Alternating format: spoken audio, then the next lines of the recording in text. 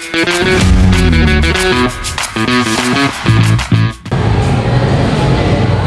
everyone, good morning Nova Students. We are in the group 4 and we are assigned to report the topic child abuse in RA 7610 in module 9. So RA 7610. So ang primary focus ng RA 7610 is to protect children from any various forms of harm. So basically it is the law which protects children from any abuse. And it is the legal shield here ng mga bata here in the Philippines from abuse. So it protects the children and it penalizes the abuser. So baka magtanong kayo, what is the penalty imprisonment of a crime under RA 7610? So ang penalty sa mga crime under RA 7610 is depende kung anong type ng violation yung nakamit nila. So for example, ang nakamit ni Adolf is child prostitution or child abuse. So ginawa niya yung subject si Talindan to a child prostitution or nagpo-promote siya ay nag-i-induce ng malalaswang pictures and videos si Talindan. So Adam may be prosecuted for statutory rape under the anti-rape law which carries a penalty of reclusion perpetua, meaning it is 20 to 40 years of imprisonment and the fine are imposed usually to 50,000 pesos or higher. So, ang minor or ang child na victim ng isang crime under RA 7610 is legally recognized as a victim and entitled siya to a legal protection, legal assistance, and intervention programs provided by the PSW. So, it broadly defines the physical, psychological, or emotional, and sexual abuse. So, exploitation. So, ito yung ginagamit mo yung bata for your own profit or benefit. And take advantage mo yung bata. Like the sexual exploitation, example kaya prostitution, and pornography.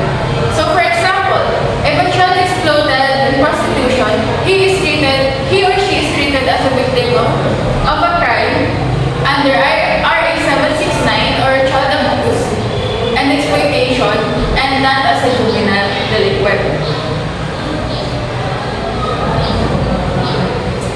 Because basically, RA 9344 or CICL or yung child in conflict with the law, it only governs the intervention and rehabilitation of children who commit crimes. Unlike the RA 7610, it protects children from any abuse and it penalizes the abuser. Next slide naman is yung nature of child abuse.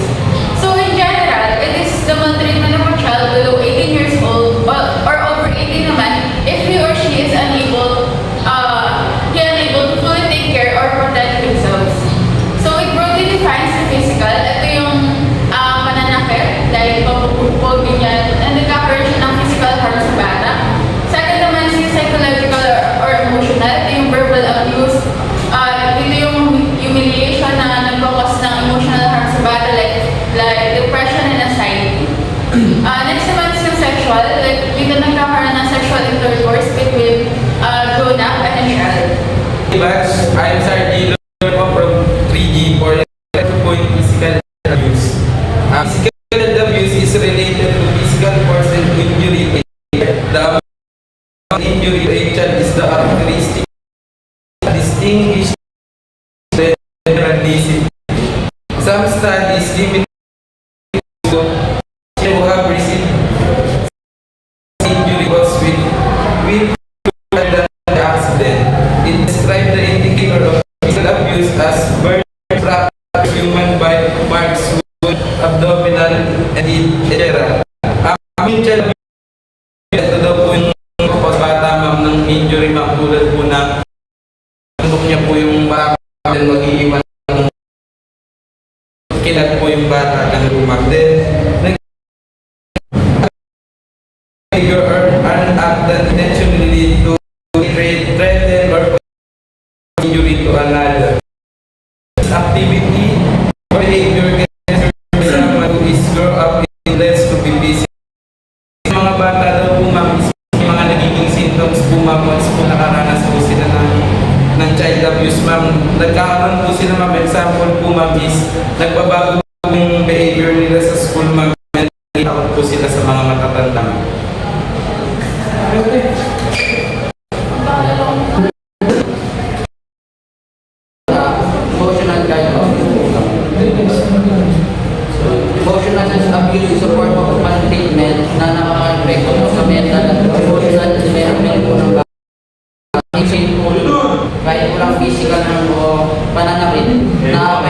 rin po yung pag-iisip at kailangan ng paraan. Nangyayari po yun kapag sinasakyan sila ng o kaya mga like parents po din mga ano.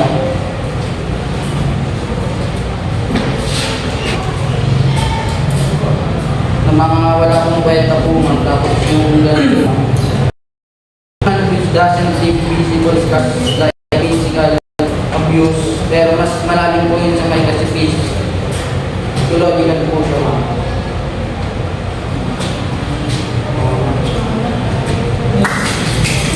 Tara na po kami. Paano kami, dalawa?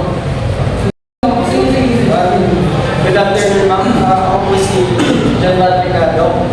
Dito naman, tatalakayan natin yung sexual abuse. Sexual abuse indicators are divided into two parts: physical and behavioral indicators. Dito muna tayo sa physical indicators. Physical indicators difficulty in walking or sitting, or yung hirap siya maglakad, gano'n. Tapos, pain or itching. Yung pain or itching in genital area, yun yung pananakit o pangakit sa maselang bahagi. Tapos, ang makapagpatunay lang nito yung mga expert through medical guide. Next is pregnancy. Yun. Dahil nga sa sexual abuse, nag-result siya ng pregnancy. Next naman, venereal disease. O ito yung tatawag na STD. Venereal disease, especially in preteens, mga kabataan yan. Next, behavioral indicators. Behavioral indicators improve peer relationships. Ito naman sa behavioral indicators, ito yung naapektuhan yung yung utak mo na yung mental mo. Dahil yan sa sexual abuse ka, yun. Example, si Marga, dati siya ang masiyahin pag pumapasok, dahil yan sa sexual abuse siya, nagkaroon siya ng behavioral indicators dahil sa sexual abuse niya, nagkaroon siya ng poor peer relationships. Yung dating masayahin na si Marga, ito yung napasok ngayon, hindi na siya nagipag-usap sa iba pag pumapasok siya. Tapos next, bizarre. Or yung Tagalog, parang kakaiba ka, kakaiba ka sa mga normal na bata. Sophisticated or unusual sexual behavior. At dito, parang, ito yung example ng, kung yung dating inosente ka, so that nagkaroon ka nga ng sexual abuse, ngayon parang sobrang abuse mo na sa mga sexual team, or parang sobrang libo, ganun din na yung sexual behavior. Ito lang Ay, physical abuse. Physical abuse is any act that result na physical injury. Example lang dito ay yung beating, shaking, burns, cuts, and poisoning. Ang sunod ay domestic violence or abuse. Ito yung tumutukoy dito yung pananakit sa loob ng tahanan sa relasyon sa asawa o sa anak. Example na dito yung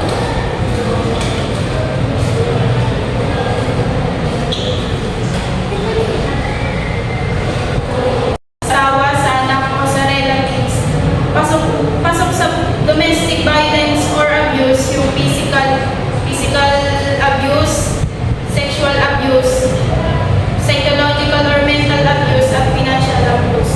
Pangatlo dito ay sexual abuse. Dito tumutukoy yung panggagahasa o pang-rape.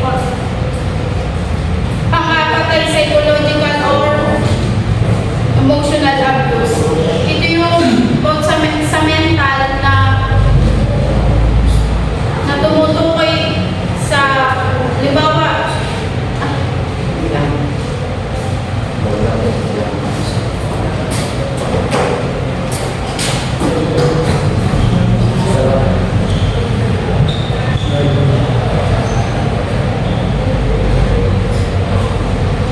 Pangapat ay psychological or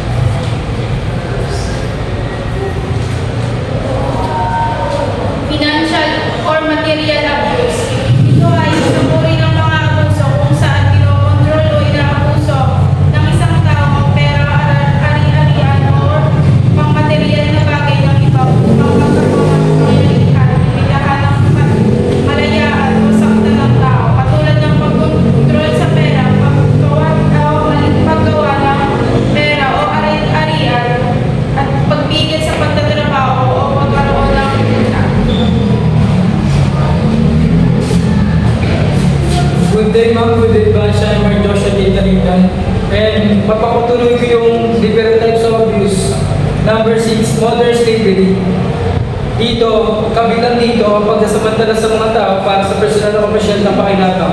Kadalasan sa pamamagitan ng sampling pagpagawa, human trafficking o pagkain sa utang. Ang nakasaan dito, yung mga biktima na ikinokontrol sa pamamagitan ng mga pagbabanta, kakasan, o pagbibiglang at pinagkaitan ng kanyang kalayaan. Pag-ito, discriminatory abuse. Dito, nangyayari ito kapag ang isang tao ay tinatrato ng hindi patas o hindi pantay dahil sa kanilang mga protektadong katangian gaya ng lahi, kasalian, edad, kapansanan, religion, orientasyon, sexual o kultura. Maaari kabilang din dito ang pasalitang pang-abuso, pagbubuhod o pagdani ng akin sa mga servisyo. Pangulo, organizational or institutional abuse. Nangyayari ito sa loob ng mga pangalaga gaya ng mga hospital, tahanan, ang tiraan, o pang mga institusyon. Ito ay nasasangkot ng mahihirap o nakakapisalang mga gawin sa pangalaga, pagpapabaya o maigpit na mga gawain na inuuna ang mga pangailangan ng organisasyon kaysa sa kapakanan ng individual. Number 9, neglect or acts of omission. Or sa Tagalog, kapabayaan. Ito ay kapag ang mga pangunahing pangailangan ng isang tao ay hindi matutugunan, sinadya o hindi sa sinasadya. Mahal kabilang dito ang hindi pagbibigay ng pagkain ng mga personal na pangangalaga at pag-access sa medical na tulong. Number 10, self-neglect.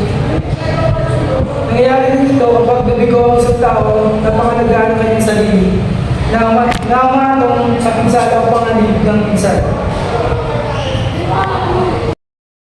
Self-neglect. Pag nangyayari ito kapag nabigo ang isang tao na pangalagaan ng kanyang sarili na umatong sa pinsala o panganib ng pinsala. Mahal kabilang dito ang hindi pagpapanatili ng personal na animisan, kalusugan ng mga kondisyon ng pamumuhay. Kadalasan dahil sa mga isyu sa kalusugan ng isip, trauma o pagkawala ng kalayaan. Good day, ma'am. Good day, batch. My name is Michelangelo L. Mendoza from Group 4. And I will report the 10 types of abuse. The first one, sexual abuse. Sexual abuse. When a child is being touched in a private part of their body without their consent. Second, physical abuse. Physical abuse. When a child is hurted without doing anything.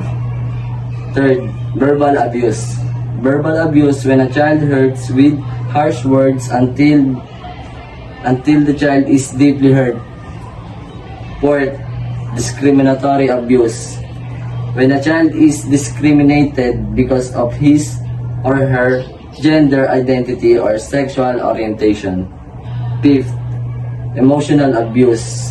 When a child hurts his or her emotion because someone else.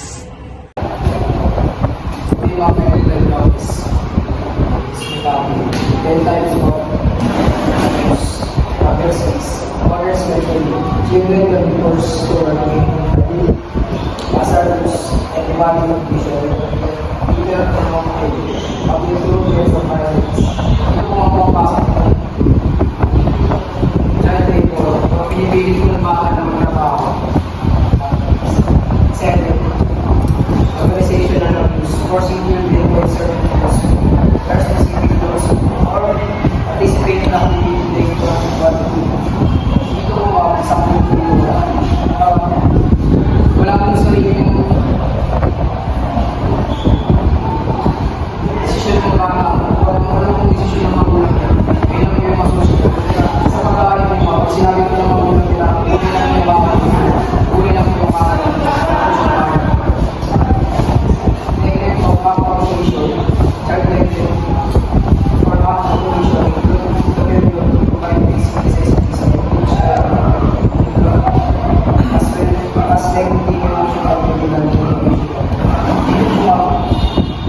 Wala ko pa kaya ng buhay mo na sa kanya kaya ko wala siyang kaya ko pa kaya pagkain para sa kanya hindi niya po kaya ko na self-regulated. If a child for personal identity such as no, not body or brushing hair, ang papasok ng example na pinanapapabayaan ko yung bata na naliligo wala ng personal na domestic violence or abuse. Siyempre kung is or even more or domestic violence, cure of the summer emotional psychological trauma. Dito mo pag nakikita ko ng bata na nag-aaral yung magulang ko, nagkakaroon siya ng nagkakaroon ko yung bata ng trauma sa nakikita sa mga sa And child labor law and exemption. Ang child labor law and exemption ay naglalayon na protektahan ng mga bata sa pangako sa kanila. Labor-related offenses committed against children as amended by RA 6758, further amended by RA 9232. General rule: children below 15 years of age shall not be employed. Halimbawa ma'am, si Jello po ay 15 years old pa lang, bawal pa rin po siyang pagtrabuhin ng magulang niya. Aim to protect the child's health, safety and education and normal development, prevents exploitation and abuse of the children in workplace. Dapat po, pinoprotektahan po yung bata sa yung mga kalusugan ng bata at yung kaligtasan at yung pag-aaral at yung mga normal development. Next slide. Child birth under the sole responsibility of parent or legal guardian is that only with family members, parents or guardian must ensure the child continues. Halimbawa, yung mga bata po ay responsibilidad ng kanyang magulang at ano po, yung magulang po dapat or legal guardian yung nagtatrabaho para sa kanila at yung minimake po ng magulang na yung pag-aaral ng kanyang anak ay hindi na-apektuhan at ito ay tuloy-tuloy. Shooting match, shooting match. May pagkakalabayan po kung may pala complaint about child abuse. Under Philippine law, RA 7610, any person can file complaint if they believe a child is displaying abuse. So, sino ang pwedeng mag-file ng reklamo sa child abuse? Lahat ng tao na may alam o inala na may batang inaabuso, pwedeng mag-report, pwedeng mga magulang, kapag-anak, kapitbahay, teacher, nurse, social worker, barangay tanag, o kahit sino concern. Kahit hindi sure, okay lang mag-report, bahala ng otoridad ng mga inisita. Sino ang may obligasyon sa report? Yung mga tao na nag-work by law na mag-report kapag may inala ng child abuse. Ito ang professionals na madalas may contact sa mga bata. Example po yung mga guro, doktor at nurse, social worker, barangay officials, legal staff. Kung di sila mag-report, pwede silang kasuhan o suspended sa trabaho. So, saan lang po tayo pwede mag-report? Pwede po tayo mag-report sa barangay, sa DSWD, sa Women and Children Protection, sa PNP, sa mga child protection teams ng MPC. At lagi po natin sandaan na ang pag-report ng gender sa hindi lang legal na responsibilidad. Ito ay moral na tungkulin para protektahan ang mga nilalang ng bansa.